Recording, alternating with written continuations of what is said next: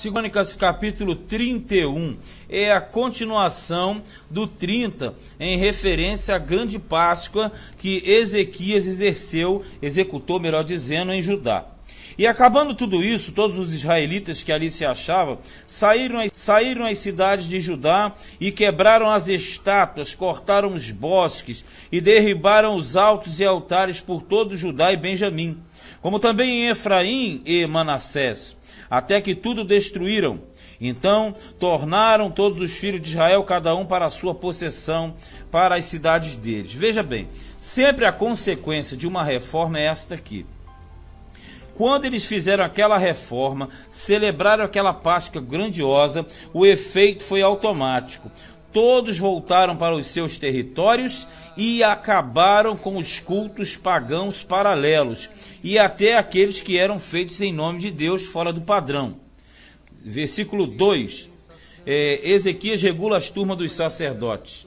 E estabeleceu Ezequias as turmas dos sacerdotes e levitas, segundo as suas turmas, a cada um segundo o seu ministério, aos sacerdotes e levitas para o holocausto e para as ofertas pacíficas, para ministrarem e louvarem e cantarem às portas dos arraiais do Senhor. Então o Ezequias, ele passa a regular todo o desenvolvimento ligado ao templo. 3.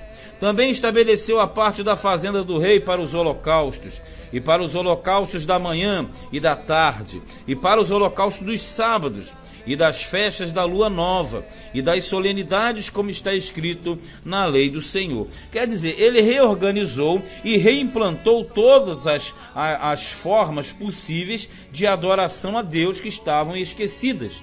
4.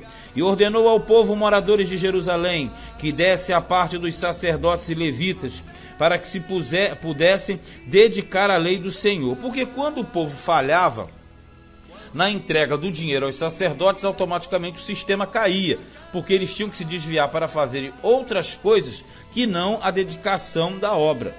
E depois que essa ordem se divulgou, os filhos de Israel trouxeram muitas primícias de trigo e de mosto e de azeite e de mel e de toda novidade do campo.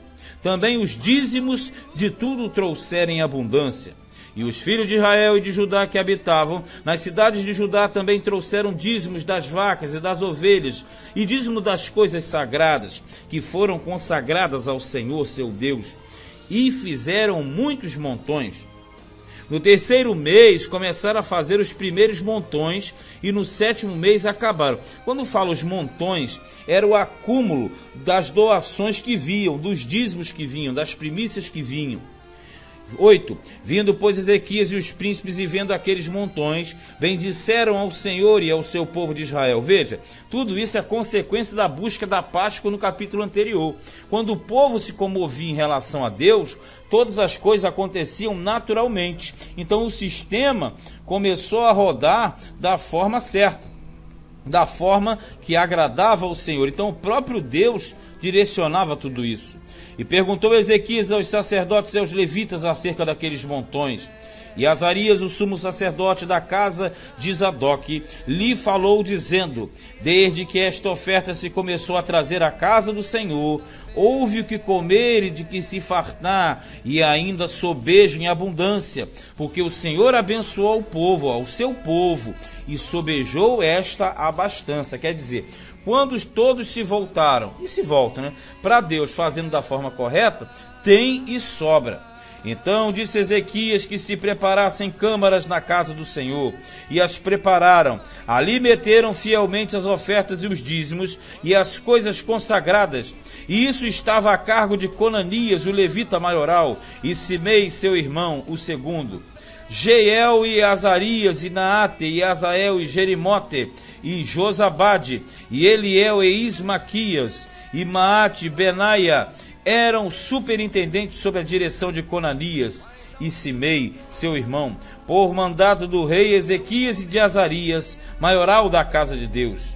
E Coré, filho de Imna, o levita, porteiro da banda do Oriente, estava encarregado das ofertas voluntárias a Deus, para distribuir as ofertas alçadas do Senhor e as coisas santíssimas. Moral da história: você tem aqui o seguinte: você tinha os dízimos, você tinha a oferta alçada, você tinha as ofertas comuns e você tinha aquela questão de administração. Então, quando você fala oferta voluntária a Deus, é o que a gente chama hoje de oferta comum ou simples. Mas tudo isso era canalizado e havia um sistema de distribuição de tudo isso que entrava. 15.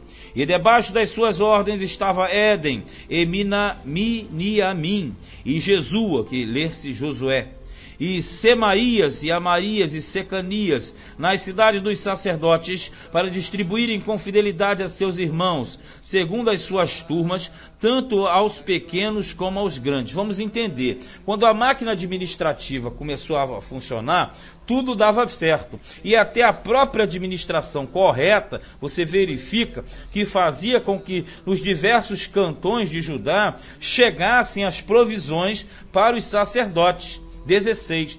Além dos que estavam contados pelas genealogias dos varões, da idade de 3 anos e daí para cima, e todos que entravam na casa do Senhor, para a obra de cada dia no seu dia, pelo seu ministério, nas suas guardas, segundo as suas turmas, e os que estavam contados pela genealogia dos sacerdotes, segundo a casa de seus pais, como também os levitas, da idade de 20 anos e daí para cima, nas suas guardas, segundo as suas turmas. Veja que aqui fala a respeito da idade dos levitas e dos sacerdotes. É que quando você pega no 17, está falando daqueles que administravam o sacerdócio e a obra e o serviço sacerdotal. Já do versículo 16, que fala de 3 anos para cima, está falando justamente daquilo que eles recebiam para a manutenção de suas vidas, embora talvez não tivessem ainda em idade apta para exercerem. Era como no caso de Samuel. Samuel foi levado para ficar no templo, ao tabernáculo, melhor dizendo, na época de Ana, e desde pequeno, a partir dos 3 anos de idade, ele já estava lá servindo, embora ainda fosse bem pequeno, não tendo muita noção. E os que estavam contados, não, já foi eu, 18 agora, como também conforme as genealogias, com todas as suas crianças, e suas mulheres, e seus filhos, e suas filhas, por toda a congregação, porque com fidelidade estes se santificavam nas coisas consagradas. Então a máquina administrativa do sacerdócio, do sistema levítico, voltou a funcionar, e aí tudo ia muito bem. Também dentre os filhos de Arão havia sacerdotes nos campos dos arrabaldes das suas cidades. Em cada cidade, homens que foram contados pelo seu nome para distribuírem as porções a todo varão entre os sacerdotes e a todos os que estavam contados pelas genealogias entre os levitas. Você entende? Sacerdote é uma coisa, levita é outra. Mas no sistema geral, todos agora estariam trabalhando da forma correta, recebendo o que lhe era devido. 20. E assim fez Ezequias em todo Judá, e fez o que era bom e reto e verdadeiro perante o Senhor, seu Deus. Ezequias foi simplesmente um exemplo de dedicação. E em toda a obra que começou no serviço da casa de Deus, que é o templo, e na lei e nos mandamentos, para buscar a seu Deus com todo o seu coração, o fez e prosperou. Mas você percebeu aqui que o cronista, ele está trabalhando na vida de Ezequias totalmente voltado para aquilo que ele fez em relação ao quê? A Deus e ao templo. Porque o cronista, ele sempre vai querer mostrar a dedicação, a obra. Aqui quando nós lemos no 31, fala do Pentecoste, do tabernáculo, da Páscoa, todas as festas rituais, tudo aquilo que acontecia dentro de um sistema que era, na verdade, o sistema padrão. Como aqui no versículo 7 fala assim: no 3º mês começaram a fazer os primeiros montões e no 7º mês acabaram. Por quê? Vai pegar justamente todo esse período das festas. A festa do Pentecoste, o tabernáculo, que chega no 7º mês. Então, na verdade, quando o povo buscava a Deus, o próprio Deus abençoava e criava os recursos para servi-lo da melhor maneira possível. Este foi o empenho e o esforço de Ezequias. Fechando, 2 Crônicas, capítulo de número 31.